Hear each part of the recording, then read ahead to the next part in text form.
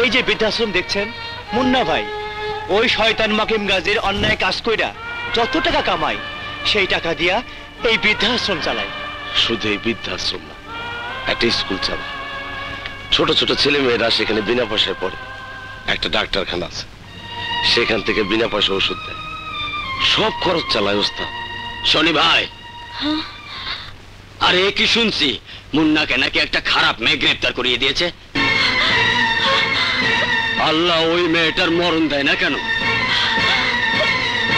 আমাদেরকে একবার থানায় নিয়ে যাও, আমরা গিয়ে বলবো মুন্না ভাইকে ছেড়ে দিতে। আমাদের এই আশ্রমের কি হবে? আমরা যারা মুন্নার দয়া নিয়ে বেঁচে আছি, সে আশ্রম কি উঠে যাবে? না না, বাঁচবেন আপনারা, বাঁচবেন। এই আশ্রম উঠবে না, এই আশ্রম থাকবে। যে মহৎ হৃদয় দিয়ে আশ্রম করেছে, সেই মুন্নাকে কোনো জেল আটকে রাখতে পারবে না। আমি আপনাদের কথা দিচ্ছি, আমি মুন্নাকে ছাড়িয়ে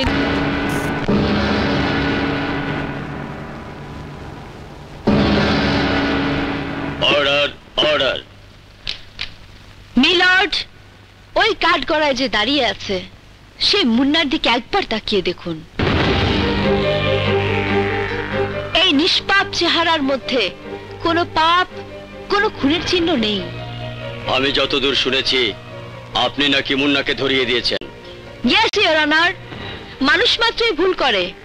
আমি যে ভুল করেছি সেই ভুলের সংশোধন করার জন্যই আমি আপনার নিকট আবেদন জানাচ্ছি। মহামান্য আদালত, এই মুন্না যদি কোনো অপরাধ করে থাকে তবে সে অপরাধ করিয়েছে মাকিম গাজী। ছোটবেলায় মা বাবা মরে যাবার পর মুন্নাকে মানুষ করার বদলে সন্ত্রাসী বানিয়েছে এই মাকিম গাজী। মুন্না যদি কোনো দোষ করেই থাকে তবে সেই দোষের জন্য সম্পূর্ণ দায়ী এই মাকিম গাজী। আমাদের সমাজে আমরা খালি চোখে অপরাধকে দেখি। কি দেখি?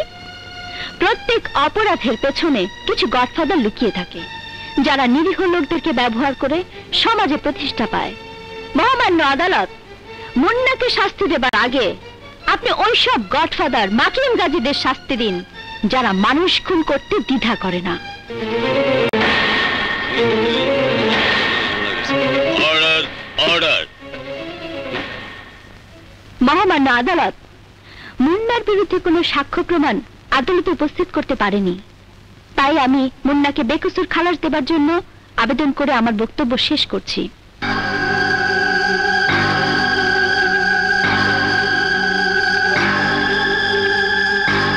Order order. যেহেতু মুন্নার বিরুদ্ধে কোনো সাক্ষী প্রমাণ বাদীপক্ষ আদালতে দাখিল করতে পারেনি, তার অপরাধ প্রমাণিত হয়নি, সেহেতু এই আদালত তাকে বেকসুর খালাস দিচ্ছে।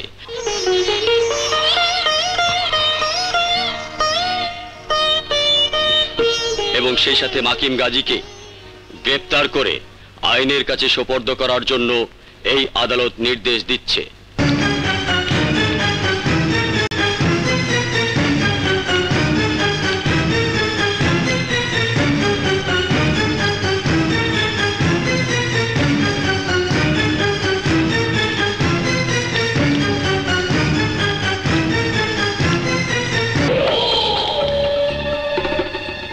শোন মুন্না, কোন জেলে আমাকে আটকিয়ে রাখতে পারে না।